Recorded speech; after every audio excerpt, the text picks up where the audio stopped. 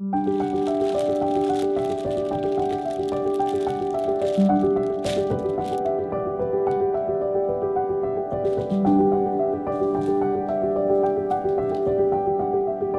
toujours eu un attrait pour tout ce qui était artistique. J'ai fait beaucoup de danse quand j'étais jeune. J'ai toujours dessiné, j'ai fait des études de dessin. Puis je me suis réorientée vers les fleurs.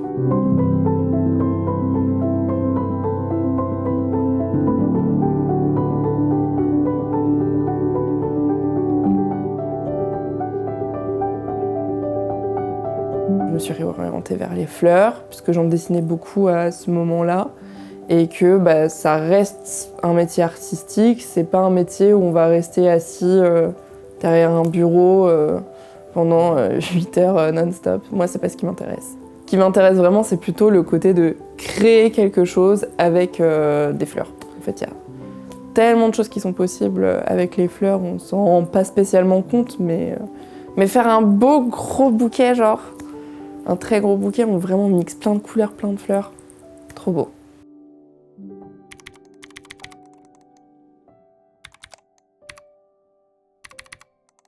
J'ai commencé à jouer à League of Legends il y a longtemps, une bonne dizaine d'années minimum. Et en fait, je suivais beaucoup de streamers sur le jeu à cette époque, notamment des streamers de chez Eclipsia, qui était une web TV qui regroupait pas mal de streamers, notamment League of Legends. Au début, on va dire, de l'explosion du streaming, et Kameto en faisait partie, et c'est là que j'ai découvert. Ils ont tous un HP quand même. C'est bon, nice. Nice! Nice mon vieux. Oui! Let's fucking go baby! La première moitié 2020, on était encore en confinement, et donc là, Kameto annonce qu'il rachète un club en Division 2 de League of Legends en France, et c'est là que j'ai commencé à suivre, et j'ai directement été dedans, suivre les matchs, suivre les joueurs, semaine par semaine, et puis ça m'a jamais quitté. Ça fait très longtemps que vous attendiez, oui mesdames et messieurs, la Kameto Corp investit dans le e-sport. Oui! En fait, ce club, il a été fondé sur le rêve de Kameto, qui est de gagner les Worlds de League of Legends et de créer une institution qui est là pour durer, qui est toujours au plus haut niveau, qui a pour ambition de gagner les trophées majeurs sur tous les jeux. Et donc c'est un peu cette ambition qui porte le club et qui m'a fait accrocher, moi.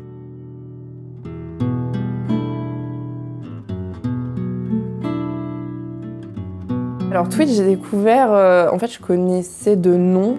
Puis un jour, le 2020 a toqué à notre porte et nous a dit « Coucou le Covid !» C'est un peu à ce moment-là que je me suis intéressée à Twitch, parce que quand je devais faire mes devoirs de dessin, je voulais avoir un fond sonore, autre que de la musique. Et en général, je mettais des vidéos YouTube. Sauf que les vidéos YouTube, ça dure pas éternellement. Et donc je me suis dit, tiens, je vais me tourner vers Twitch. Twitch, c'est du live, donc ça sera certainement plus long. Et donc c'est à peu près à ce moment-là, donc vers septembre-octobre 2020, que j'ai commencé à regarder Twitch. Et je regardais notamment Squeezie, puisque c'était la seule personne que je connaissais. Fais pas le fou, toi. Fais pas le fou, toi. Tu vas faire quoi? Gentle?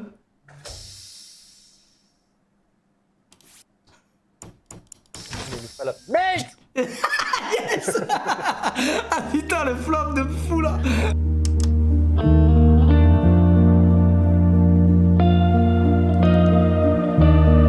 Une personnalité que je suivais, que j'appréciais, Kameto, qui porte ce rêve et qui en fait le porte avec tellement de sincérité et d'engagement. C'est impossible de pas être pris dans le bateau. Il y a un truc qui est complètement simple. Le jour où j'ai dit j'ai envie de faire une équipe e-sport, j'avais qu'un seul but, frère. Et tant que c'est pas atteint, je continue. Je suis à fond, mon gars. Je suis à fond, mon gars. Et c'est pas pour faire top 2, top 3, top 4. C'est ça le but de la K-Corp, les gars, depuis le début. Depuis le début. Je vais pas refaire toute l'histoire, on arrive en LFL, tout le monde nous sous-estime, alors qu'on a 5 joueurs revanchards qui ont déjà tout prouvé. On gagne tout, première année, c'est incroyable.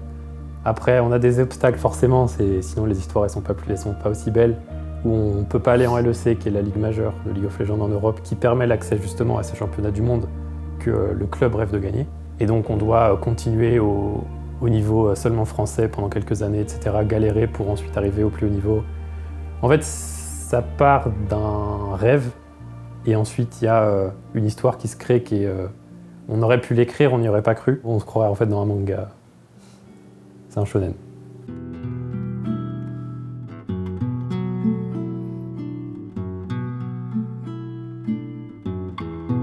Il y a eu le Z-Event 2020 et c'est une personne que je suivais sur Twitter qui a commencé à parler de ce fameux streamer Ponce. Je suis ravi de participer à ce The-Event. Au nom d'ailleurs de... C'est fort cette musique-là.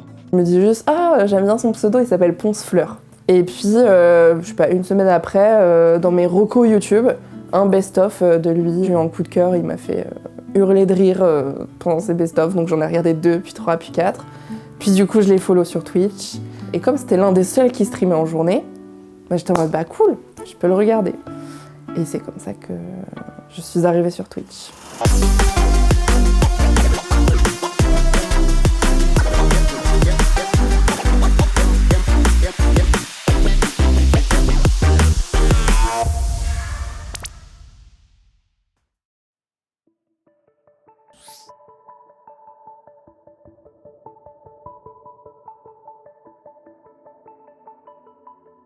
Twitch, c'est la plateforme phare aujourd'hui du streaming. C'est la plateforme où les contenus se créent.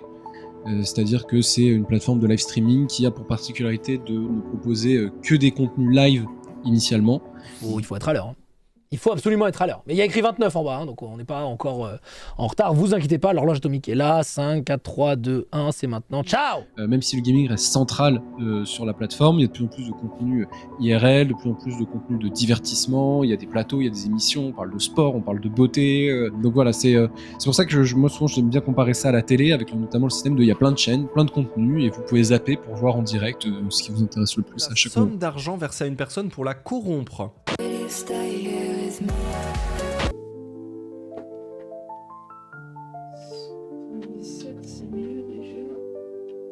L'autre grande fonctionnalité de Twitch, c'est le chat qui crée une interaction directe entre le streamer et sa communauté. Et ce qui est particulièrement intéressant donc, sur Twitch, c'est que ce lien direct entre le créateur et sa communauté en fait on va dire la plateforme de l'authenticité et du parasocial. C'est sur cette plateforme souvent que les communautés sont les plus engagées auprès de leurs créateurs.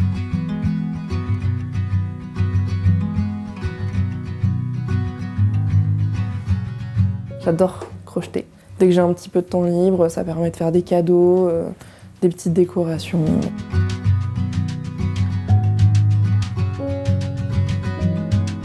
On va en venir, hein, mais du coup, je suis beaucoup sur Internet et sur Twitch.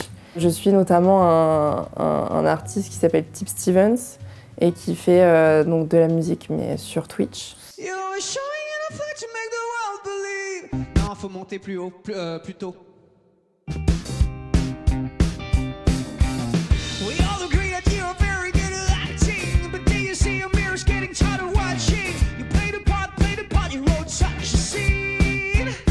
Il a fait un concert à la Cigale pour marquer un peu l'événement.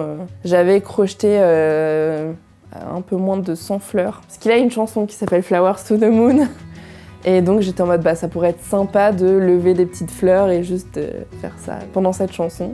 Et puis je les ai distribuées sur les premiers rangs et au final ça rendait très très bien à la caméra. Et oui, les fleurs. C'est Mimo qui a fait des petites fleurs, j'étais pas au courant là.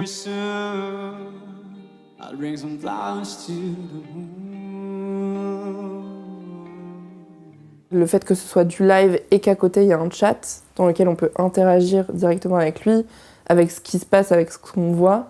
Je sais pas, j'aime bien le fait qu'on se sente proche de la personne.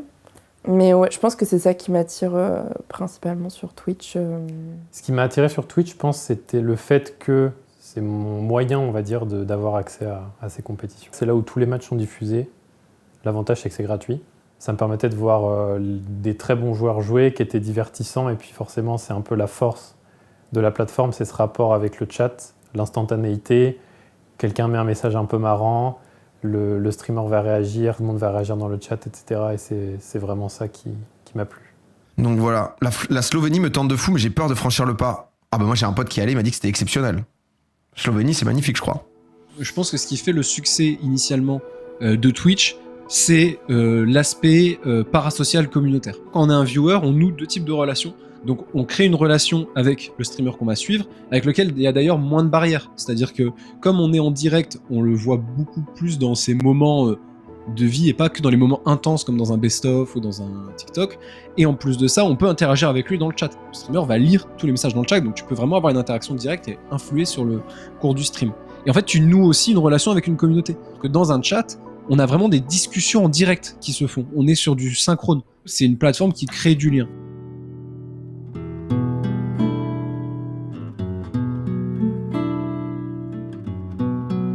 Ça m'a permis de faire des rencontres. Le fait d'être vraiment très actif dans cette communauté, les gens vont plus facilement repérer notre pseudo. On va interagir aussi beaucoup plus avec les gens. Plus on va interagir ensemble, plus on va discuter ensemble, plus on va se rapprocher et devenir amis.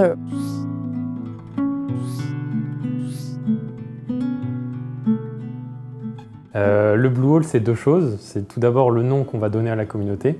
C'est cette idée de chacun a une petite brique bleue et tous ensemble on forme un gros mur indestructible.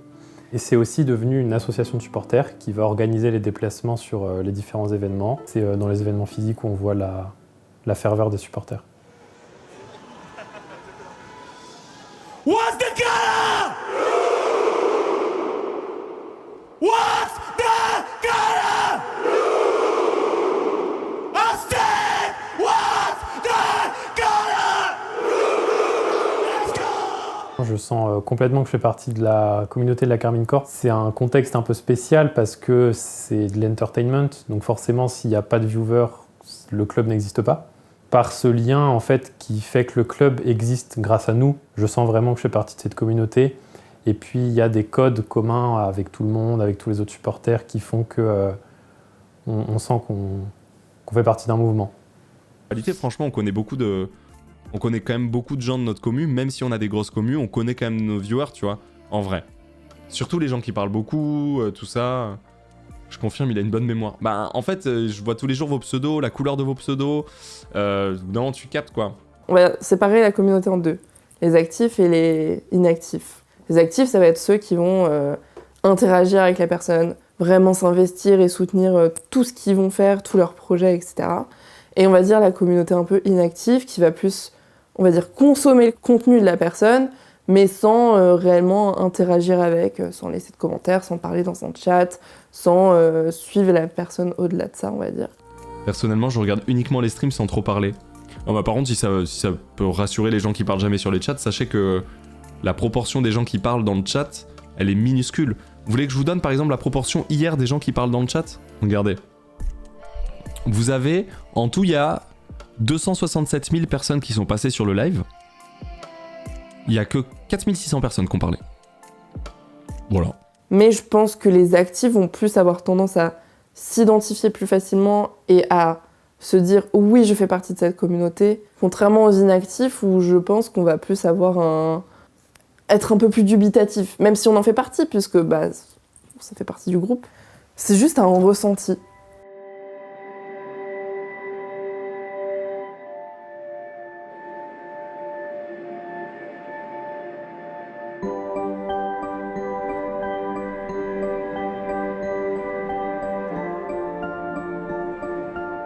Ma cartographie, elle fonctionne sur un principe qui est très trivial. Je récupère tous les viewers des chaînes du top 100 à un instant T et je les représente par un point. Et ensuite, je viens te rattacher aux chaînes du top 100 avec lesquelles tu as interagi, que tu es allé voir. C'est un top 100 flottant. Donc ce top 100, ça représente 4000 streamers qui, à un moment T, sont dans le top 100 sur la période.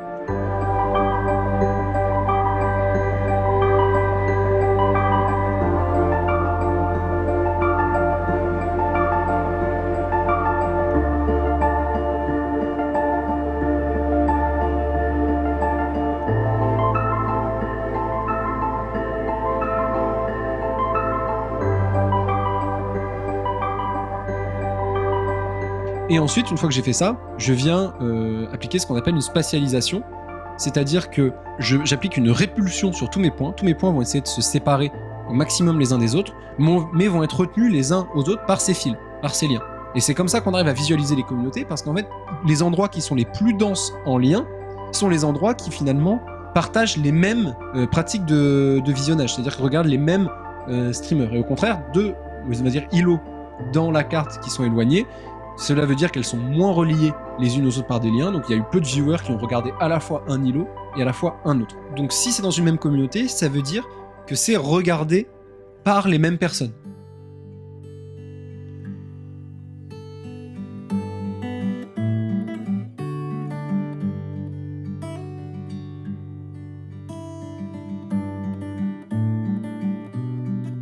Je suis devenue modératrice chez Ponce en avril 2021. Quand j'ai commencé à le suivre, j'ai été très active assez rapidement dans son chat.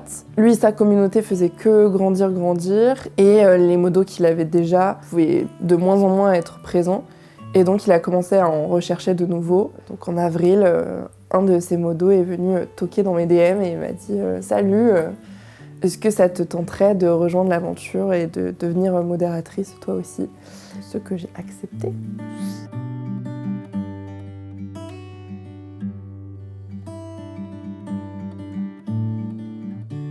Le rôle de modérateur, on va dire, sur Twitch, pour moi, c'est vraiment protéger la communauté et protéger aussi le streamer. C'est du bénévolat, on n'est pas payé pour le faire, on le fait parce que ça nous fait plaisir.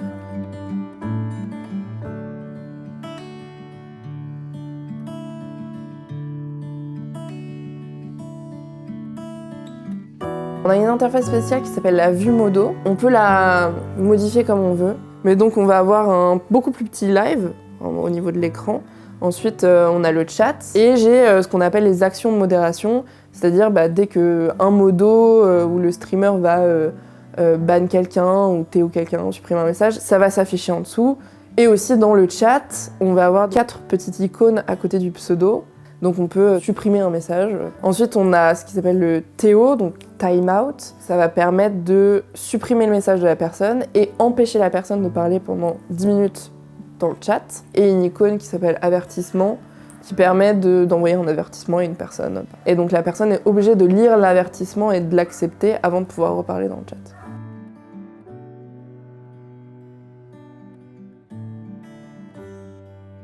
Et après, la dernière punition qui est le ban définitif, qui pour le coup là, tu ne peux plus parler dans le chat. Certains maintenant peuvent activer la possibilité de ne même plus avoir la possibilité de regarder le live. La personne peut toujours faire une demande d'unban pour expliquer pourquoi elle a mis ce message. Et nous, on juge derrière, est-ce qu'on l'unban ou pas. Donc ça aussi, on le gère. Pendant, on va dire, 2 ans, il a été parmi les top 10 des streamers les plus regardés. La communauté était vraiment très active, mais du coup, on avait beaucoup de gens qui parlaient dans son chat et c'était pas forcément les gens qu'on voulait. Je sais pas comment expliquer ça, mais les gens ont un peu tendance à dire si j'ai un endroit pour parler, je peux dire ce que je veux et je m'en fous. Un chat Twitch, c'est quand même très différent puisque ça reste quand même un endroit qui appartient au streamer, à la streameuse, et que c'est lui qui décide de ce qu'il veut avoir sur son chat ou non. Déjà, la perception de la toxicité est différente culturellement. Souvent, la communauté ici du lundi, il y a pas mal de streamers qui, eux, sont vraiment contre la toxicité, sont pour avoir ce qu'on appelle les safe places. Mais d'un autre côté, par exemple, je pense à la communauté autour de Kameto, où c'est pas une toxicité péjorative. Souvent, on appelle ça du banter, on appelle ça du troll, on appelle ça même du sarcasme, on pourrait dire. Le problème, c'est qu'il faut savoir avec qui tu peux faire des blagues et qui tu peux pas faire des blagues. En fait, il y a toute une question de consentement, finalement. Il y a beaucoup ce banter, comme on l'appelle dans l'e-sport, où on va vanner les autres joueurs avant le match, après le match, faire des petites compilations marrantes, reprendre des trends TikTok, les 5 pires actions du match, des choses comme ça. Et en fait, des gens vont mal l'interpréter, vont pas comprendre que le club se moque de ses actions dans le jeu et pas de la personne directement. Et en fait, ça va être transformé. Il y a aussi des fois où c'est maladroit et où c'est mal fait, le banter. Les clubs, ils apprennent aussi. Ça reste des êtres humains derrière.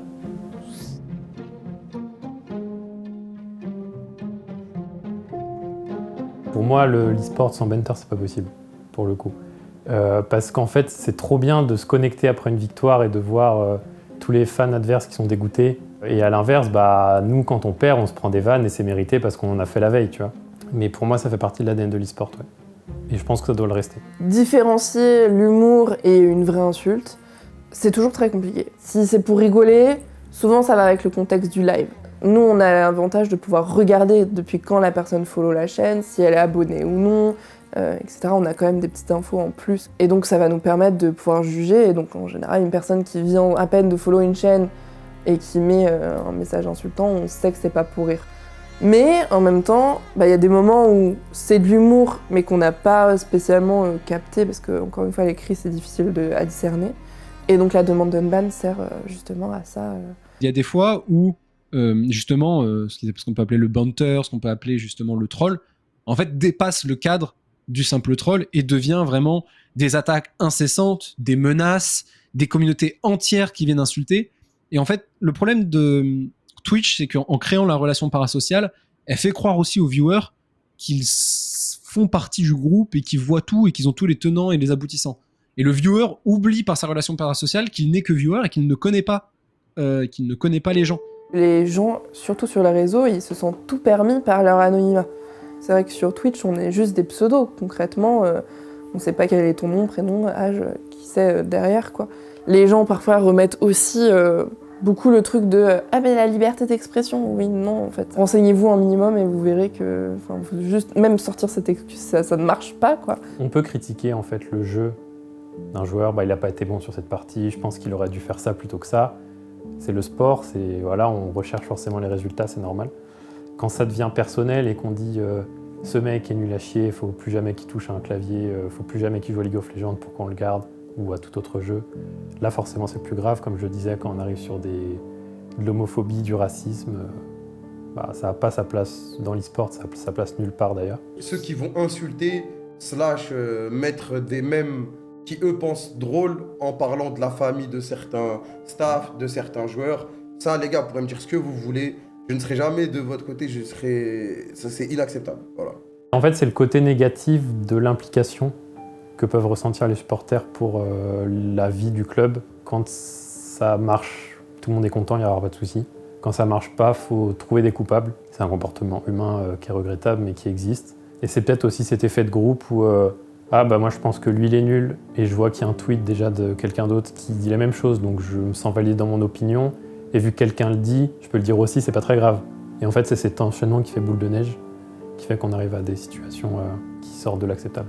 La seule fois où ça m'a vraiment touchée, où j'étais en mode « Ah, fait chier » parce que j'ai été un peu naïve sur le coup, c'était pendant le FFS WoW.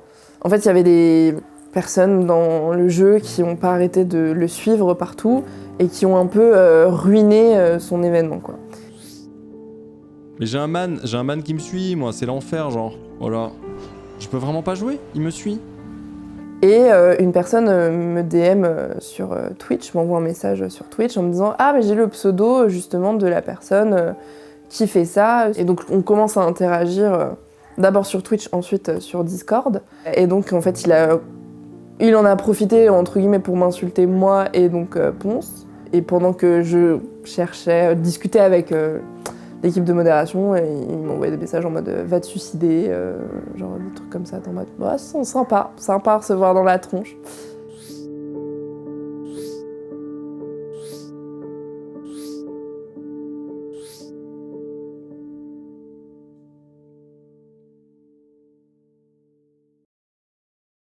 À mes yeux, Twitch ne joue pas parfaitement son rôle. Il y a des moments où on va même jusqu'à signaler un compte, parce que typiquement la personne elle va aller partout, on sent qu'elle récidive plein de fois. On va le signaler à Twitch, mais Twitch ils sont pas du tout réactifs par rapport à ça. Enfin, s'il vous plaît aidez-nous aussi un peu.